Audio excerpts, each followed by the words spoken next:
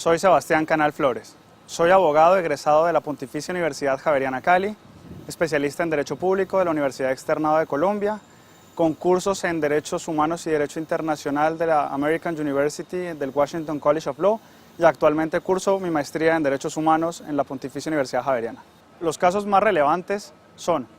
un caso de abuso por parte de una empresa prestadora de servicios de telefonía celular a uno de sus clientes y un caso de violencia presentado al interior de uno de los colegios de nuestra ciudad, conocidos como los casos de bullying.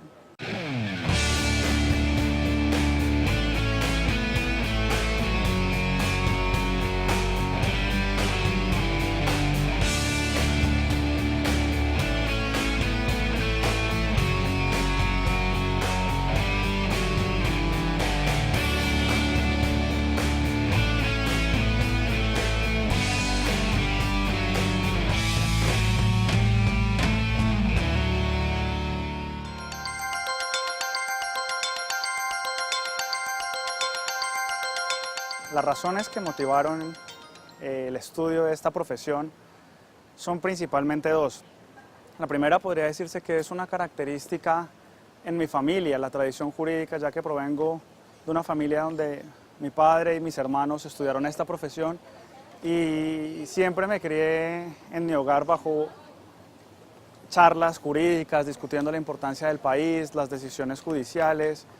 el por qué o cuestionando sobre la justicia y sobre las cuestiones sociales de nuestro país. Además de lo anterior, siempre me ha caracterizado un fuerte sentido de responsabilidad ética y responsabilidad social desde que estaba en el colegio, siendo personero del colegio en el que me desempeñé, participando en campañas como consejos juveniles de la ciudad, y todo esto me llevó a despertar un fuerte amor hacia esta profesión.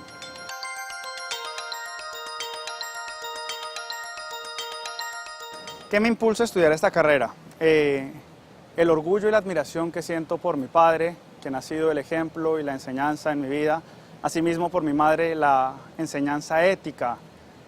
formado siempre con unos valores muy rectos, con un sentido de justicia.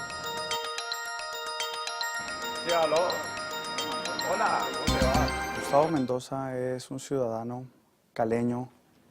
el cual se encargaba, o su forma de vivir era que él era un comisionista, vendedor de carros en la ciudad de Cali, cuyo principal instrumento de trabajo era su celular, dado que él recibía llamadas de empresas vendedoras de carros y él hacía todas sus transacciones vía celular. A un camión. Todas las líneas telefónicas son herramientas de trabajo. Y mi línea en sí era una línea de 6 años largos, en las cuales tenía un promedio de entre 200 y 400 mil pesos de pago, debido a que mis ingresos eran muy buenos.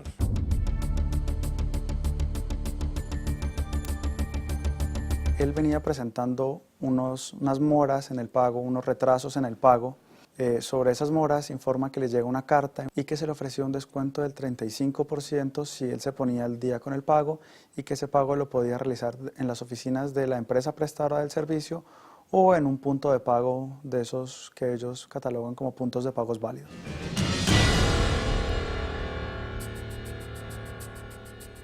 Me llegó una carta diciéndome que era la única oportunidad y que tenía el 35% de descuento para ponerme al día con la compañía y así estar crediticiamente nuevamente bien y estar nuevamente con la línea. Pero eso no fue así.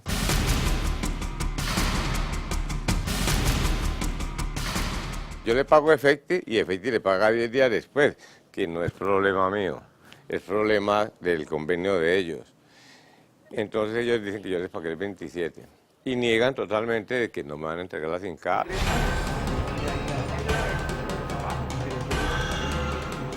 El daño puntual en este caso se hace en el momento en que el señor Gustavo realiza el pago el último día hábil que tenía para realizar esa transacción, y en el momento en que él realiza el pago al día siguiente se encuentra con que su teléfono ha sido dado de baja, su línea celular. Esto le genera el perjuicio de que él ya no vuelve a recibir llamadas para que lo contraten o para que ejerza el servicio de comisionista, y perjudica el sustento económico no solo de él, sino de su grupo familiar, del cual era la persona que se hacía cargo tanto de su esposa, de su hijo como de su madre. Entonces esto afecta gravemente sus ingresos porque algo que en principio puede sonar no muy relevante, que es como un número de celular, porque uno puede comprar otros, ese número de celular que él lo tenía por muchos años lo identificaba en su gremio comercial como el número de celular que ellos tenían para que la persona pueda ayudar en esa transacción de comisionista de comprar y vender vehículos.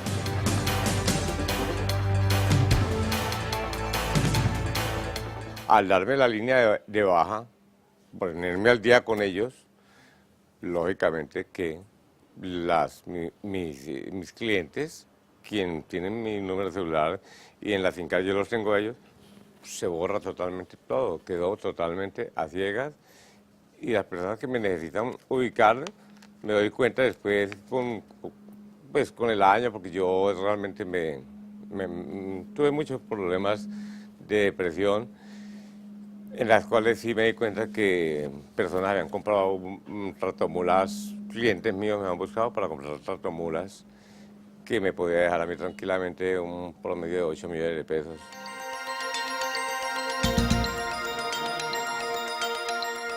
Conozco a Gustavo en primera medida porque Gustavo se acerca a las instalaciones del consultorio jurídico de la Universidad Javeriana. Planteamos como primera medida solicitar la información relevante a la empresa prestadora del servicio y hacerle unas peticiones respetuosas a la empresa prestadora del servicio. Entonces, el paso a seguir es que con el grupo de estudiantes que estaba liderando en ese momento, se hacen unos derechos de petición a la empresa, en los cuales en primera medida se les solicitaba la información de por qué realizaron lo que ellos llamaban dar de baja el número. Transcurridos los 15 días hábiles, la empresa nos contesta que se realizó el pago incompleto. Solicitamos nuevamente la información con los soportes de que el pago se realizó de manera completa, que ellos no habían tenido en cuenta el descuento que ellos mismos habían ofrecido, y entonces en aquel momento la empresa nos dice que el pago se realizó de manera extemporánea, a lo cual respondimos que el pago no se realizó de manera extemporánea mediante otra carta, porque se realizó en un punto de pago válido que ellos habían dicho y que no era responsabilidad de nuestro cliente, en este caso del señor Gustavo, que la transacción se demore 24 horas o 12 horas, porque él estaba cumpliendo lo acordado en la petición que ellos habían realizado.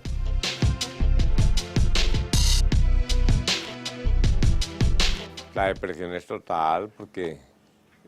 mi herramienta de trabajo es mi celular, en la cual quedo maniatado con mi familia económicamente, nos cortan los servicios, pasa el desastre. Ellos incumplieron el contrato porque no se alcanzaron a cumplir los 6 meses de mora en el pago del servicio que ellos decían, porque para infortunio de esta empresa se realizó el último día y ellos mantuvieron sus argumentos siempre negando eso. Esa infracción es una violación al relativamente nuevo Estatuto del Consumidor en Colombia.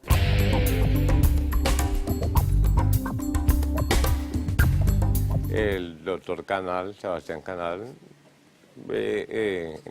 comienza sus procedimientos en compañía de mi persona y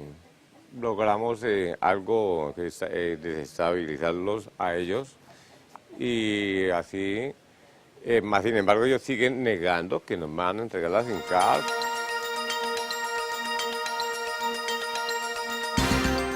Y lo que planteamos es, en este caso, proceder a presentar a incoar recursos ante la entidad competente. La queja que se presenta ante la Superintendencia de Industria y Comercio se presenta por la facultad que le da la ley, el Estatuto del Consumidor, para que ella conozca de quejas y reclamos por infracciones al mismo estatuto. En este sentido, la empresa prestadora del servicio considerábamos nosotros que había incumplido el mismo contrato que ellos argumentaban que estaban cumpliendo, porque el pago se realizó en el tiempo establecido, en la forma establecida, y a pesar de esto ellos habían sustraído la línea telefónica.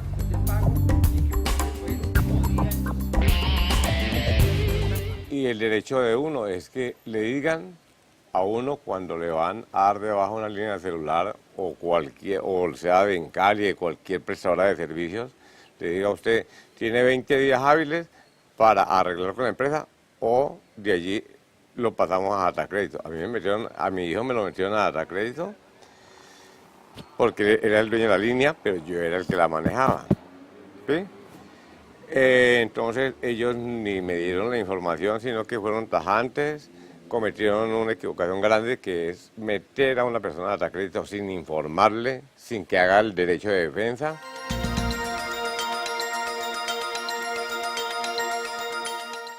En ese momento estaba desconcertado porque no entendía por qué tanta negativa a devolver una línea telefónica, que en principio no es un caso de mayor relevancia y menos para estas compañías que tienen gran tamaño y gran capacidad económica. Entonces me parecía un poco frustrante no entender el porqué de la devolución del número telefónico.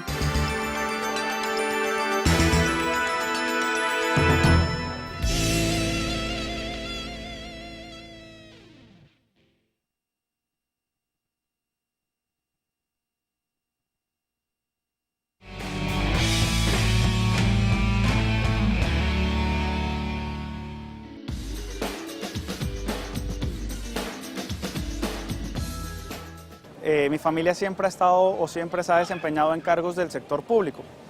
y su alta relevancia ética a veces ha ocasionado inconvenientes y creo yo, considero yo, que el sector público en nuestra ciudad adquiere, no solo en nuestra ciudad, sino en nuestro país, adquiere una mayor relevancia, adquiere una mayor importancia el sentido ético, que nuestros funcionarios, que las personas que trabajan en el sector público adquieran ese sentido de pertenencia por lo público y desmitificar y quitar todos esos traumas que están vinculados en el sector público por problemas o por escándalos de corrupción. Tengo un gusto por la academia y también por el sector judicial de nuestra sociedad. Eso me permite decir sin ningún temor que mi sueño dentro de mi profesión sería poder llegar a alcanzar la dignidad de ser magistrado de una alta corte de este país. Para el comisionista de autos Gustavo Mendoza, su línea de celular era la principal herramienta para contactarse con sus clientes y para realizar ventas de vehículos. Pero debido a un retraso en los pagos, la empresa de telefonía le quitó su número de celular y lo dejó incomunicado. Esto lo perjudicó económicamente y debido a ello recurrió al abogado Sebastián Canal, quien se comunicó con la Superintendencia de Industria y Comercio para darle solución al caso. Pero por otro lado, la compañía celular seguía defendiendo sus argumentos. Decían que primero no se realizó el pago completo, después decía que el pago se realizó de manera extemporánea, que estaban cumpliendo con el contrato, que la famosa letra menuda o la letra pequeña del contrato del respaldo habilitaba a esta empresa prestadora de servicios que si en 6 meses, si ocurrían o transcurrían 6 meses de mora, los habilitaba para retirar el número. Pero nunca daban explicación o tenían intención alguna de devolver el número.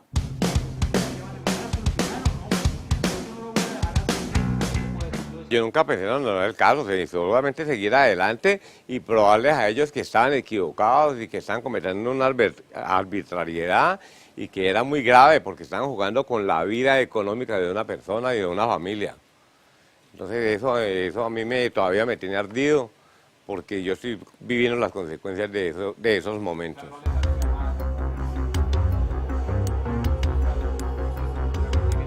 Además de presentar la queja ante la Superintendencia de Industria y Comercio, se cita a la empresa de telefonía a una audiencia de conciliación en el Centro de Conciliación de la Universidad Javeriana con un conciliador distinto formado para estos fines. En primera medida es una citación a la cual los representantes o los abogados de esta empresa no asisten, posteriormente se hace una nueva citación, asisten, pero en dicha oportunidad no puede asistir el señor Gustavo. Y los abogados de esta empresa nos informan que ellos están dando cumplimiento al contrato, se mantienen en sus argumentos de que el pago es extemporáneo, de que la letra pequeña del contrato es lo que vale y que eso era un caso que les estaba haciendo perder mucho tiempo y que le insistamos al señor Gustavo que desista de su pretensión porque todo lo que está logrando es hacerle gastar recursos a la empresa, gastando recursos él, gastando recursos sus abogados y que eso no iba a llegar a ningún lado.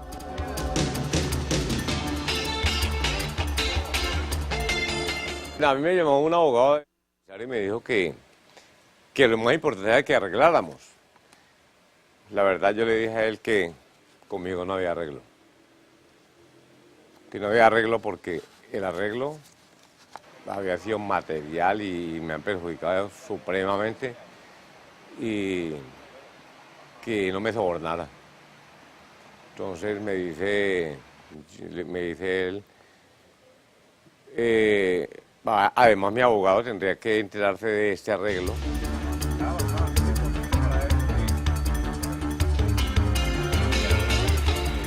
Él comienza a recibir una serie de llamadas de personas, de agentes que decían representar a la empresa prestadora del servicio y que le ofrecían una nueva línea telefónica, le ofrecían un celular completamente gratis, le ofrecían descuentos en sus planes de telefonía celular, y estos ofrecimientos eran con el fin de que él abandone la idea de reclamar su número y no de cumplimiento a la resolución. Él les pedía que se comuniquen con sus abogados, con la clínica jurídica,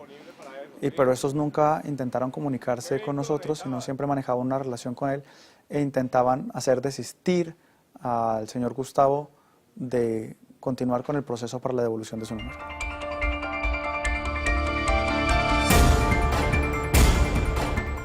Me dice, por favor, comuníqueme con su abogado. Desafortunadamente, pues, para esos días ese teléfono lo reventó, la línea la reventó, ¿sí?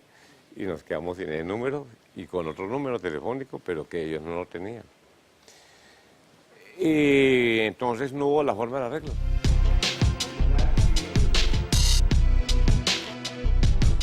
Como apoyo en este proceso se presenta una carta a la Comisión Reguladora de Telecomunicaciones. La Comisión Reguladora de Comunicaciones estudia el caso y la Comisión Reguladora de Comunicaciones da un concepto favorable a nuestro cliente y contrario a las pretensiones que presentaba en aquel momento la empresa. Esta petición, este recurso de la Comisión es presentado posteriormente a la Superintendencia de Industria y Comercio, y la Superintendencia de Industria y Comercio en primera medida presenta una sanción económica contra la empresa, y posteriormente solicitamos a la Superintendencia que ordene la devolución de la línea telefónica, y la Superintendencia posteriormente ordena la devolución inmediata del número de teléfono a nuestro cliente, al señor Gustavo.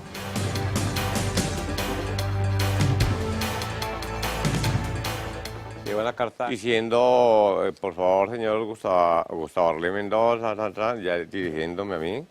pero en la última hoja dice, señor Gustavo Mendoza Rojas, por favor recoger sin carta 18-25-21-24 en cualquier sitio, pero ahí no lo creo, sino hasta cuando yo tengo mi línea.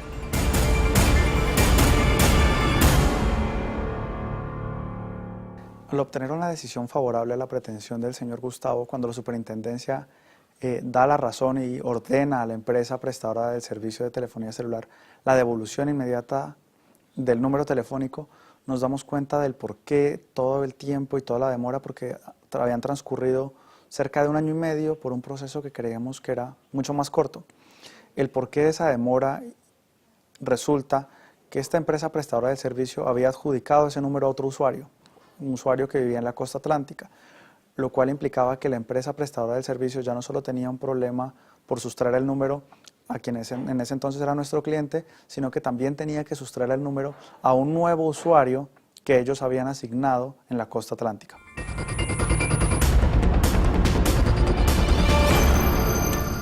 Comienzo a recibir, incluso las tengo escritas a las personas, tengo los datos de los teléfonos. Comienza lógicamente el teléfono mío a replicar, sonar, sí, a la orden, hágame el favor, vea Miguelito. ¿Qué hubo, Miguelito? Le digo, no, hombre, no habla Miguel, habla el señor Gustavo Mendoza, el que era el dueño de la línea. A don Miguel, desafortunadamente, es otra víctima, como lo soy yo, y a él le quitaron la línea, esta línea telefónica y me la han devuelto a mí. Entonces yo le dije, señor, ¿usted puede comunicarme con don Miguel? Entonces me dijeron, yo trato de tal. Bueno, pasaron 15 días hasta que una señora de 50 llamadas diarias, el tipo se le complicó la vida porque hasta comenzaron ya a mandarle cobros jurídicos de todas partes, de Colpatria, de todos los sitios. Entonces le digo a vea señora, hágame un favor, hombre, ese señor tiene muchos problemas como los tengo yo. Dígale a ese señor, consígalo, dígale que me llame a este mismo número que él entregó o que a él le quitaron. quiero saber por qué se lo quitaron. Él inmediatamente, sí, la señora se comunica cuando el tipo me llama y el tipo me dice, oiga, ¿cómo así, don Gustavo? ¿Y usted por qué tiene la línea? Le dije, porque yo soy el dueño, la superintendencia y la CRC lograron recuperar mi línea, la cual es mi herramienta de trabajo hace más de 7 años. Si a mí me dijeron que esa línea era de un delincuente, de un tipo narcotraficante buscado por el Gaula y por todos los lados, y le dijeron a mi esposa que estaba a nombre de ella, que entregaron, inmediatamente ellos entregaron.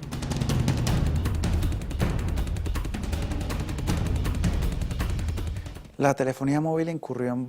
varias fallas, en varias falencias en la aplicación no solo de la legislación colombiana, sino también varias falencias éticas. Por ejemplo, no cumplieron lo que ellos mismos estipularon en su carta cuando se ofrecía el descuento, no cumplieron lo que decían en cuanto a los puntos de pago y más grave aún, desprestigiaban a una persona por cumplir una resolución de la Superintendencia de Industria y Comercio en la cual ellos en ningún momento tuvieron la razón. Y ellos, siendo una empresa prestadora de un servicio de telefonía celular, una empresa que presta un servicio público, no buscaban o no buscan lo mejor para sus clientes, sino lo que buscaban era siempre ellos quedar bien y nunca perder a costa de cualquier cosa.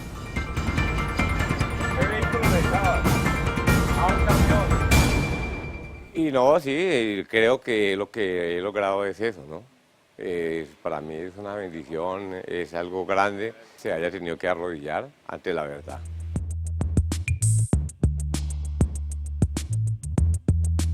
El detalle es, cuando se ve en el caso, es la satisfacción personal del señor Gustavo, a pesar del daño que se le había causado, porque el daño es 2 años sin su instrumento de trabajo, pero la satisfacción es que él logró, a partir de su persistencia, de su actuar,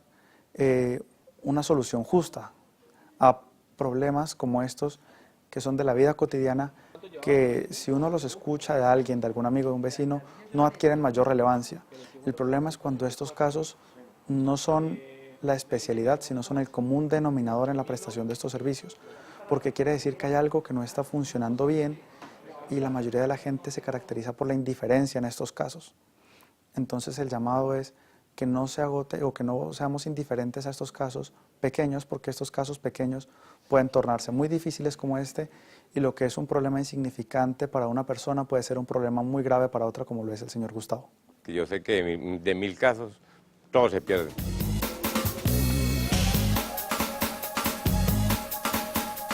La estrategia usada en este caso puntual fue una estrategia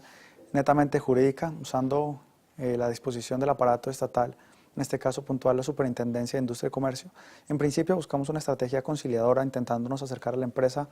pero ante la renuencia de esta a darse una solución favorable, buscamos una estrategia jurídica basados básicamente en el Estatuto del Consumidor y algunas circulares de la Comisión Reguladora de Telecomunicaciones para la devolución y para el manejo de líneas de telefonía celular.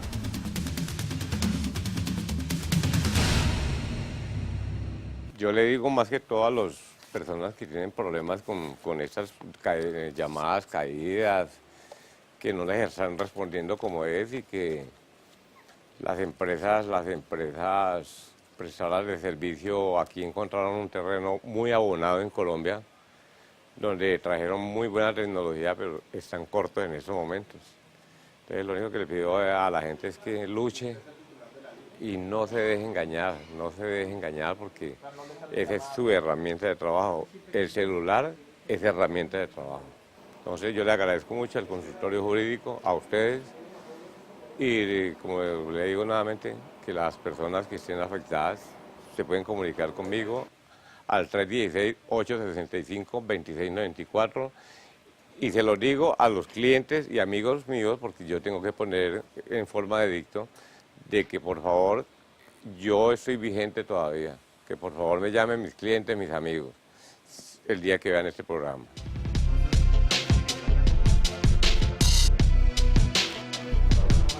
¿Qué reflexión me deja? Me deja la reflexión como abogado y como ciudadano, a ser un poco más crítico y más dedicado en cuanto a las instituciones que prestan un servicio. Nosotros pagamos muchas veces por muchos servicios y a veces, no sé, en cobros, hacen cobros arbitrarios de 100, 200 pesos más. Nos caracterizamos por ser una sociedad un poco indiferente, que no reclamamos a veces, que no buscamos garantizar esos derechos y siempre buscamos que nos los garantice alguien más, presentando la tutela ante un juez o presentando la queja, pero a veces somos nosotros mismos los que tenemos que buscar la garantía de esos derechos o el cumplimiento de esos deberes que hemos adquirido, ya sea por ley, por un contrato, por la prestación de un servicio, y ser un poco más conscientes para buscar el efectivo cumplimiento de los mismos.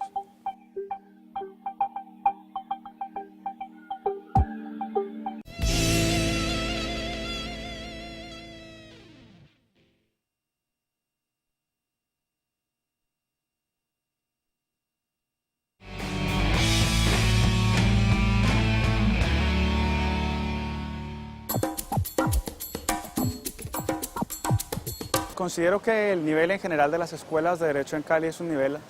adecuado, idóneo, pero también considero que el nivel de las escuelas de Derecho puede profundizar y puede mejorar en varios aspectos. En una enseñanza con un mayor sentido de responsabilidad social, una enseñanza un poco más práctica, no tan académica, donde a los abogados se les enseñen cosas distintas a las leyes, a la jurisprudencia y a la doctrina, sino que también se les enseñe la profesión de abogar, como llaman los estadounidenses, el lawyering, la posibilidad que tienen los abogados de desarrollar un sentido hacia su cliente, una relación con su cliente o en una relación con la empresa, sea pública o privada, donde trabajan. Esa parte práctica de la vivencia del derecho se debería explorar más en nuestro ámbito regional. Y la Clínica Jurídica de Derechos Humanos de la Universidad Javeriana consiste en un nuevo proyecto que se viene desempeñando en esta universidad hace aproximadamente un año. Proyecto que se viene desempeñando con el apoyo de USAID y con el apoyo de una universidad norteamericana llamada American University. En el marco de ese proyecto se vive la preocupación o se vivencia la preocupación de que el derecho o la metodología clásica de enseñanza del derecho ha sido reevaluada. Ya no solo es ir a estudiar los códigos, ir a estudiar las leyes, ya no solo es ir a estudiar la doctrina ni la jurisprudencia en general, sino que el derecho adquiere un sentido de mayor relevancia en cuanto a contacto con el entorno. Y este sentido académico ha despertado el interés de estas universidades norteamericanas y particularmente de nuestra universidad para adoptar un modelo de enseñanza distinta del derecho, un modelo de enseñanza donde el estudiante es el protagonista y ese protagonismo que se lo roba al profesor le sirva al estudiante para adquirir un mayor compromiso con sus clientes, con sus casos, con sus empresas, un mayor sentido de pertenencia y donde el estudiante aprende algo muy difícil para los abogados cuando salimos a la vida profesional, que es el poder tomar sus primeras decisiones, poder adquirir la capacidad de liderazgo y la capacidad de toma de decisiones.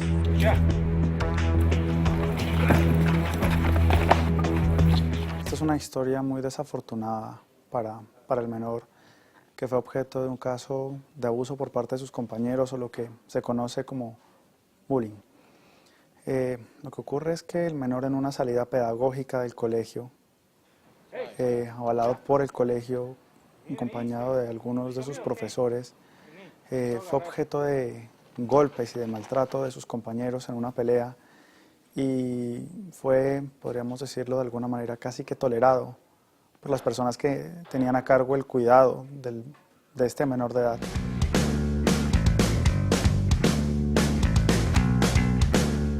Pues mi hijo es inquieto, o sea, yo no puedo decir que mi hijo es un angelito dentro de la casa y fuera de la casa. Mi hijo es inquieto, mi hijo es hiperactivo y le gusta también el recochar. Él le gusta la recocha, pero no a nivel agresivo.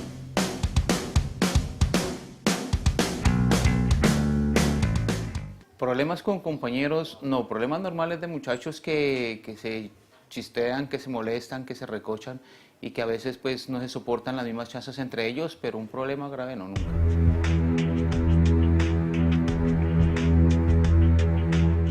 Fue una golpiza muy grave, sobre todo dejó lesiones en su cara,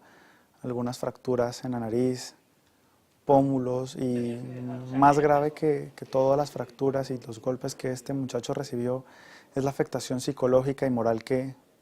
tiene en este momento en su interior.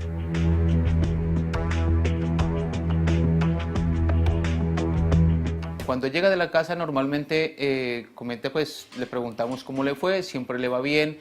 nunca nos ha venido con que tuvo algún problema con profesores, con estudiantes, porque él es muy amistoso. En esta casa vivimos 4 personas, 5 personas con el bebé.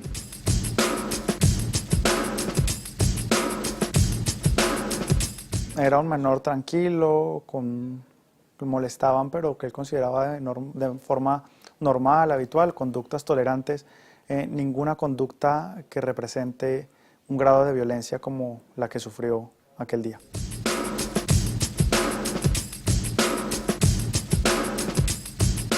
Yo no me imaginé que la situación sería tan grave hasta donde llegó, hasta el dictamen médico que llegó. Pensé pues también que pues una herida pequeña, unos 2-3 puntos y quedaba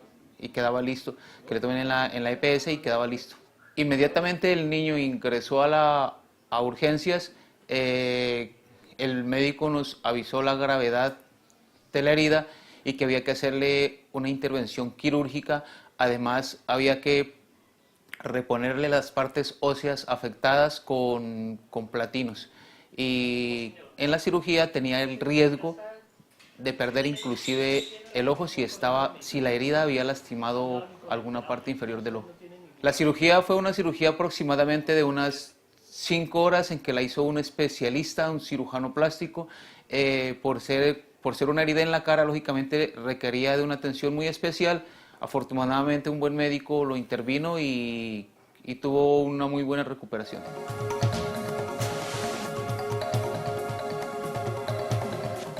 Nosotros tenemos conocimiento de este caso porque el padre del menor, señor Folleco,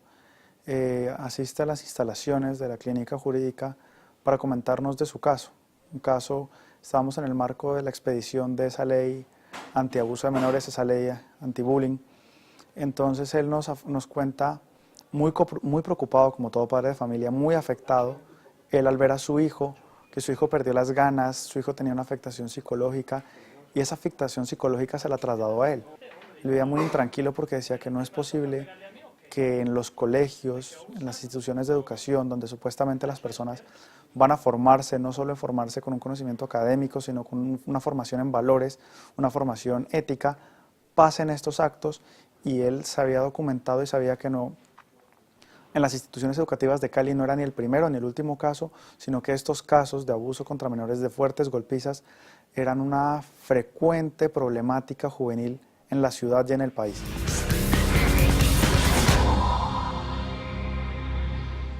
Estaba psicológicamente muy afectado, no quería ver absolutamente a nadie porque no se sentía bien. La herida de él había sido en la cara. Él es un niño de 14 años, un niño muy vanidoso, y le importa lo que le pase en su rostro porque pues está en la edad de que la imagen es lo más importante para ellos. Y entonces él tenía un trauma tenaz que solo permitía que el papá, la mamá y la hermana y los hermanos pues lo vieran. No quería ver ni siquiera a los otros familiares, mucho menos a los amigos, mucho menos a las amigas y a los compañeros.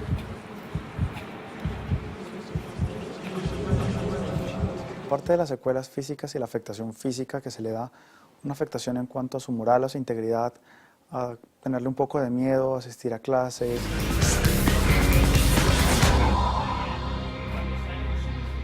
En la parte económica tampoco hubo apoyo por parte del colegio ni por parte de la familia del niño agresor. Inicialmente se comprometieron a responder absolutamente por todo, pero después de pagar una mínima parte de lo que se había empezado a gastar, ya fue un problema porque la familia empezó a decir que eso es responsabilidad del colegio, el colegio empezó a decir que es responsabilidad de la familia, y entonces pues yo en el medio de ese juego no voy a esperar a que haya una solución económica para poder atender a mi hijo.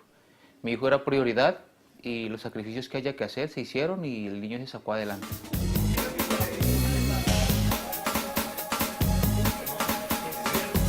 Lo que nos logramos enterar de la situación del colegio frente a los menores es que hubieron unos llamados de atención, pero que que no hubo un tratamiento que nosotros consideráramos adecuado a la situación del menor. No hubo un tratamiento psicológico, hubieron algunas fallas en el procedimiento, por lo cual nosotros decidimos asumir la representación de este caso.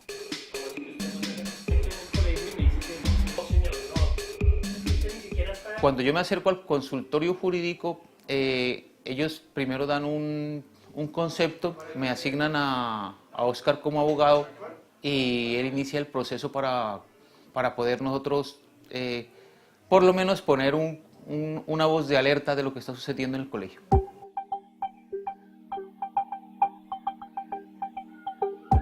Como estamos en una estructura clínica, Sebastián es el asesor, el director de la clínica, y nosotros, el equipo de trabajo, que en este caso estaba conformado por Valentina y por mí, somos los que planteamos la solución al caso. Entonces nosotros éramos los responsables del trato con don Álvaro, el papá del niño afectado, y del trato con la institución y todo con cualquier institución que nos pudiera servir de colaboración para solucionar el caso.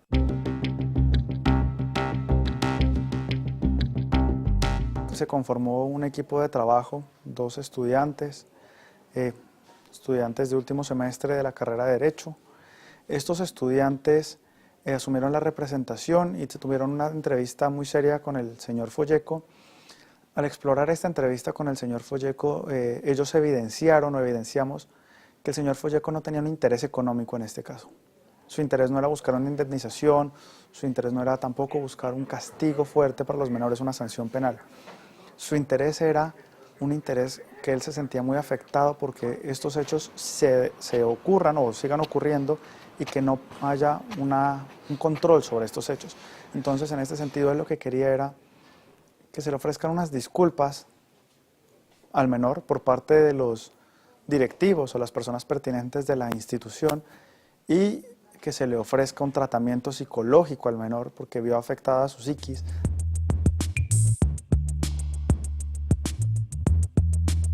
El trabajo que yo llevé con el abogado Sebastián fue bastante cómodo, nos complementamos bastante, aprendí mucho sobre el tema, sobre lo que debía hacer, sobre lo que pueden hacer las personas que son víctimas de este tipo de situaciones, sobre lo que deben hacer los abogados que asesoran a personas en este tipo de situaciones, y aprendí en general bastante sobre cómo tratar a las familias, cómo tratar a las directivas de los colegios que generalmente son reacias a manejar este tipo de situaciones.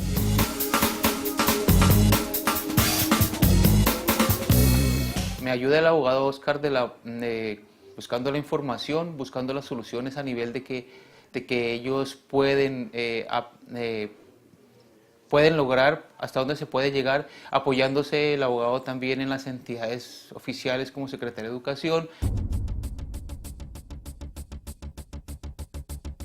Pero lo que más resalta en la entrevista que realizaron los estudiantes, que yo tuve conocimiento, es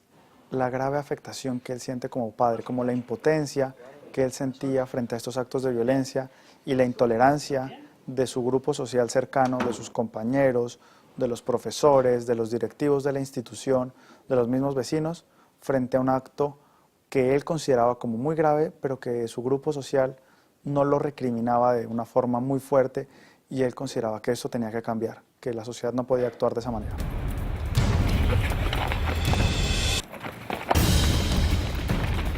Es que es una situación que se está volviendo muy común, muy normal en todos los colegios, tanto privados como públicos y en toda la sociedad, porque no tenemos respaldo del gobierno, no tenemos una justicia en la que sea correctiva de las situaciones que les pasa a los muchachos. El colegio trató básicamente de evadir la responsabilidad, de decir esto no es conmigo, esto fue algo extracurricular, como así nos lo manifestó el propietario del colegio. Dijo, esto es una actividad extracurricular y la responsabilidad no es del colegio. La investigación es todo el marco jurídico de esta ley nueva, de esta ley de bullying,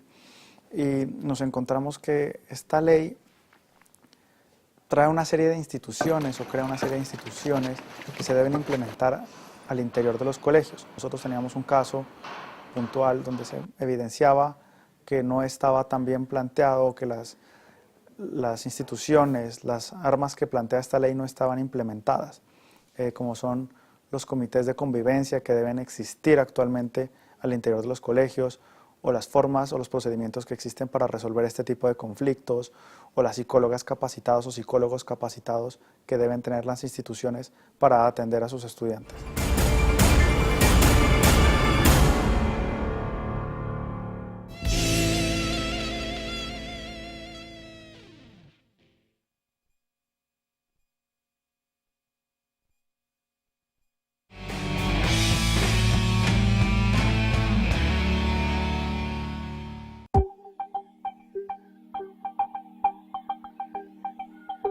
Es particularmente preocupante toda la situación que tiene que ver en la ciudad de Cali con los problemas de violencia en la sociedad. Según los últimos estudios, Cali aparece entre las 10 ciudades más violentas del mundo, superando en Colombia la que se caracterizaba por ser más violenta, que era Medellín. Estos problemas han caracterizado o me han llevado a que hay que despertar un mayor sentido social y un mayor sentido de pertenencia, no solo a la sociedad, no solo a lo público, sino también a nuestros conciudadanos que conviven en esta hermosa ciudad con nosotros. A nivel nacional, todo el problema que se viene discutiendo sobre la posibilidad de tener un acuerdo de paz, marco jurídico para la paz y la posibilidad de buscar una salida concertada a este conflicto que azota el país desde hace más de 50 años. Como parte de la clínica jurídica de la Universidad Javeriana, el abogado Sebastián Canal y el estudiante de último año de Derecho, Oscar Eduardo Jiménez, llevaron el proceso de un joven que sufrió un grave caso de bullying en su propio colegio. El padre de este estudiante recurrió a los abogados para que el colegio pidiera disculpas públicas y para que su hijo pudiera tener la ayuda psicológica que necesitaba. Dentro de la estrategia de resolución de conflictos planteada, se estableció primero la investigación, luego saber qué requisitos o armas legales contaba la Secretaría de Educación. Y el último paso no era una estrategia litigiosa, sino era una estrategia conciliadora. Es que nuestros propios estudiantes adquieran el protagonismo de ir a hablar con las directivas de esa institución, exponerle el marco legal investigado, las obligaciones que había informado la Secretaría de Educación y decirle que si él las estaba cumpliendo en este caso puntual.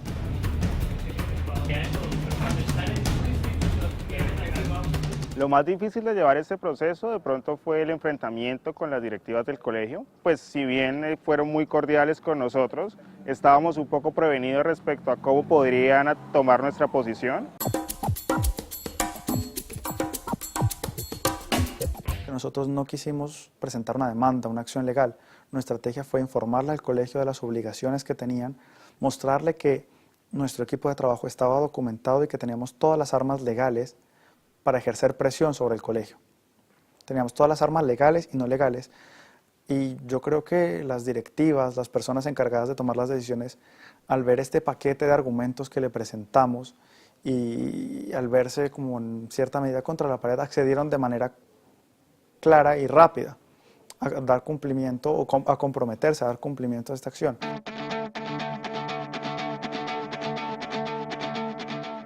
Yo pienso que las acciones se deben de tomar de inmediato. O sea, estos casos no se pueden dejar esperar ni se pueden dejar en el tintero, porque la situación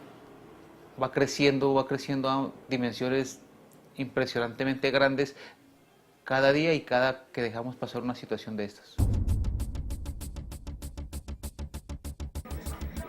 Las directivas, en el caso puntual, afirman que van a dar respuesta o que van a dar solución favorable a lo planteado, que básicamente es un tratamiento psicológico para el menor y un reconocimiento del acontecimiento y unas disculpas. Señor, o sea, toda la responsabilidad de sobre los padres. El rector del colegio se comprometió a hacer un seguimiento psicológico y apoyo al niño afectado por la situación de que le presentó, a quitarle una carga que le habían puesto, porque siendo él la víctima, me le pusieron limitaciones, digamos que marginales, para poder participar en las actividades deportivas. Tenía que ir acompañado a todo evento de la mamá o de un adulto responsable. Y eso al niño también lo estaba afectando, porque ninguno de los demás niños en ninguna de las categorías de fútbol en el colegio está limitado a que tiene que llevar un adulto para poder asistir a los partidos.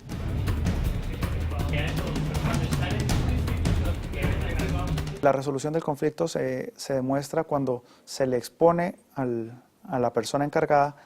todas las obligaciones que él tiene, cómo algunas de esas obligaciones no se están cumpliendo puntualmente, cómo el no cumplimiento de esas obligaciones le pueden generar algunas sanciones disciplinarias y cómo el no cumplimiento de esas obligaciones pueden afectar el nombre de la persona, de la institución, y eso afectaría gravemente pues su labor de educación y su tolerancia, su nivel de aceptación que tiene en la sociedad de esta institución. Al ver todo esto, la persona encargada de tomar la decisión se da cuenta de que contra la pared, se da cuenta de que tiene que darle cumplimiento y de manera cordial accede a dar el cumplimiento de las pretensiones que solicitábamos.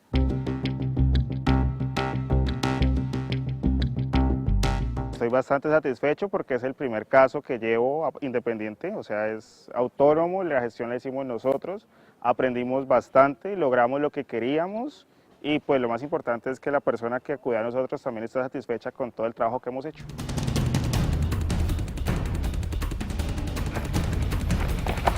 Primero me deja una satisfacción como abogado porque la enseñanza que se le está dando a los estudiantes es una enseñanza de que no siempre la estrategia litigiosa de conflicto es la más eficiente, sino que hay formas alternativas que no siempre las pensamos en la universidad, solo pensamos demandar, y en la vida profesional es igual, sino que situaciones como de conciliación, mediación, pueden ser más efectivas. Segundo, que ganamos el caso, que el caso obtuvo una resolución positiva a nuestras intenciones, eso genera satisfacción. Tercero, eso demuestra que la estrategia que planteamos fue bien planteada. Nos arriesgamos una estrategia no jurídica y la estrategia fue bien planteada, no solo de parte mía, sino del grupo de trabajo que logramos una resolución efectiva del caso. Y cuarto, algo que nos causa preocupación, pero a la vez nos causa admiración por nuestra labor, es que listo, logramos la resolución de un caso, pero el ideal sería que esa resolución de este caso se socialice para que no volvamos a tener más casos de estos. Es decir, al interior de esta clínica jurídica no quisiéramos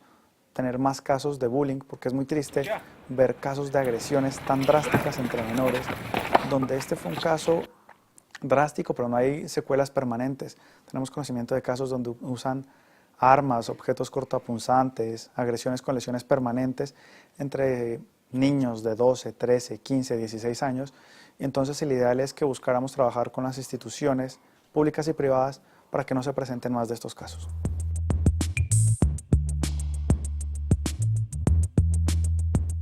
Lo que yo siento al haber ganado este caso es tranquilidad, es, digamos que si no la seguridad, por lo menos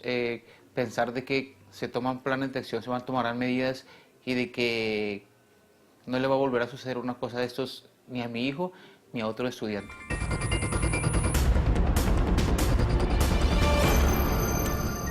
Hoy en día se está evidenciando que hay procesos de formación que no estaban bien estipulados y por eso se vienen dando estos casos con gran frecuencia. Eso nos lleva a repensar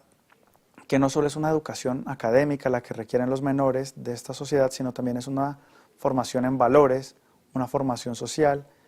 con sentido de pertenencia y con gran sentido de tolerancia hacia los demás.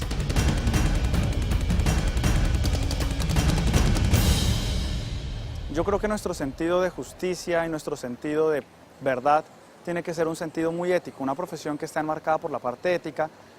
Y yo creo que tanto esta universidad como las universidades de la región están resaltando esa parte ética del abogado. Un abogado enmarcado no por los escándalos de corrupción que nos han tenido acostumbrados a ver, sino